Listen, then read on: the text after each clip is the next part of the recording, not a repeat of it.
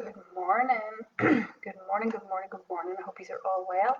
Welcome to my kitchen this morning, where this live will be taking place. It brings me back to how we all started because it used to all start in this kitchen, doesn't it? We used to spend loads of Monday evenings in this kitchen. So, welcome back.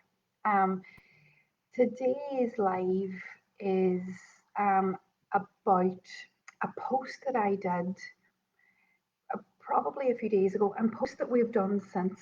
So I've done a lot of posts recently around thoughts, around identifying my thoughts, around how difficult thoughts can be.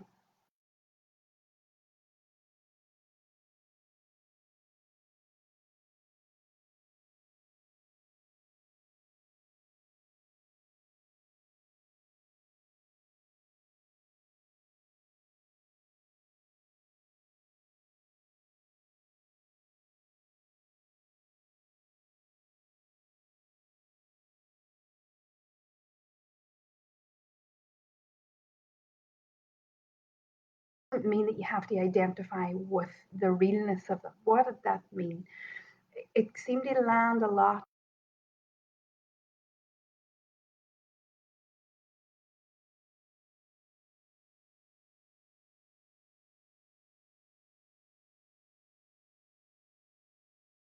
separation. The separating from what I could hear in my head and what my body felt. So the stuff that I could hear in my head.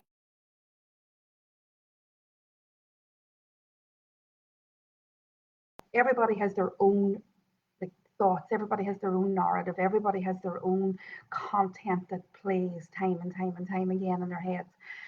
And so for me, having a look at that content that was playing, not bypassing it, not pushing it away, not trying to manage it, actually pulling it into my awareness and saying, what is this noise? What is the detail and the difficulty of this noise?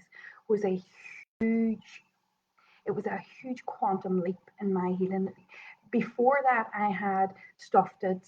I had bought my way out of it. I had done all the positive stuff that I could possibly do. And it came at a point for me where I had to look at it. And so that idea of thoughts are real but not true was a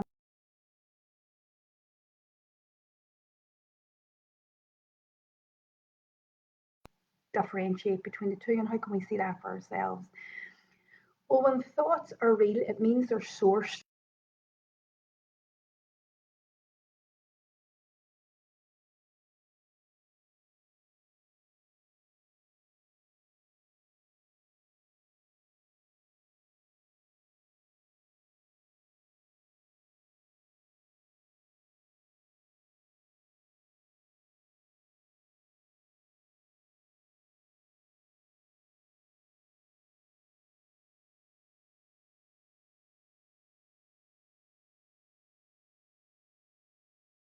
ourselves and what we believe about the world around us and what we believe about the relationships, about what we believe about how capable or uncapable.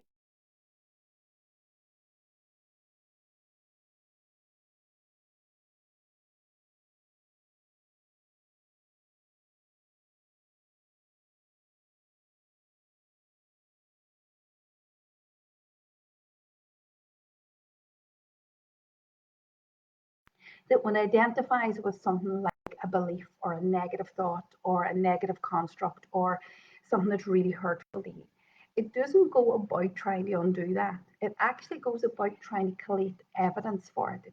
That's the confirmation bias that we have. So if it's unconscious to you, what happens is you start to collect information unknown to yourself in evidence of what you believe. And you kind of file it. And you keep filing it as you move on through your life, you keep filing it.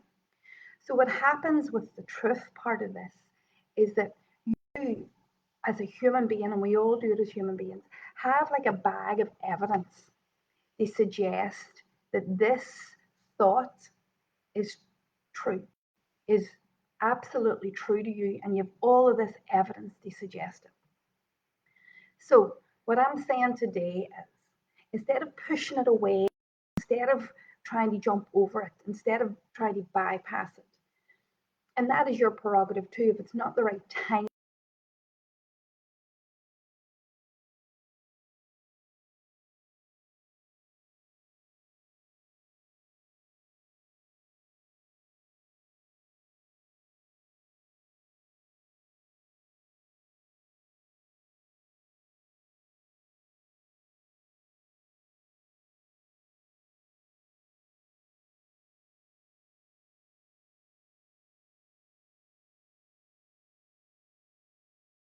It'll have all of that evidence.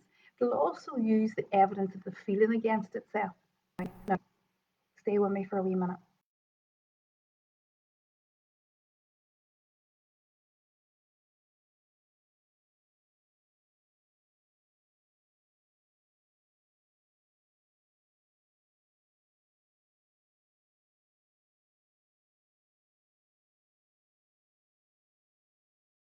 That is not evidence of its truth. It's only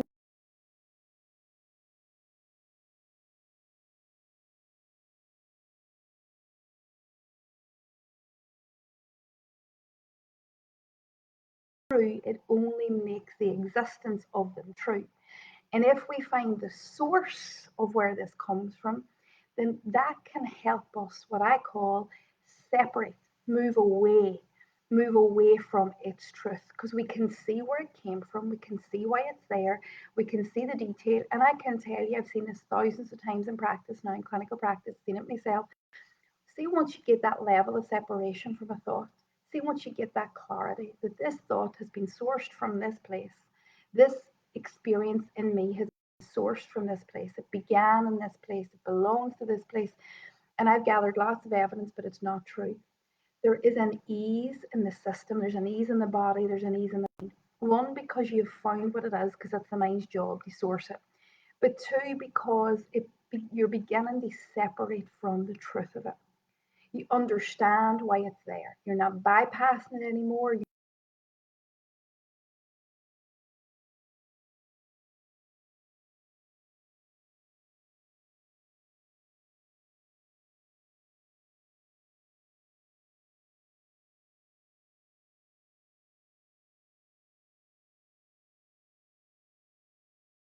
Around how do we get rid of this stuff.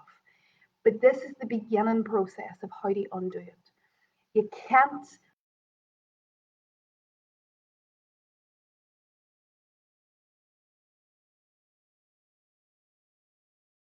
get ease to the system for lots of reasons that I won't go into here because I will bore you with the technicalities of it. But the mind's job really is to, just very quickly, the mind's job really is to find why it's in pain, source its pain, come up with a solution for it. And once it does that, it gets kind of great ease. So that's part of the piece of the puzzle why acceptance works, why source, having an idea of where it comes from works, and then you can begin the work of removing the evidence that you so brilliantly have pulled together throughout the years. I hope that helps. I hope it helps explain that post. As I said, we get lots of comments from it, lots of detail from it, and lots of people asking me to explain more from it, which is what this video was. And let us know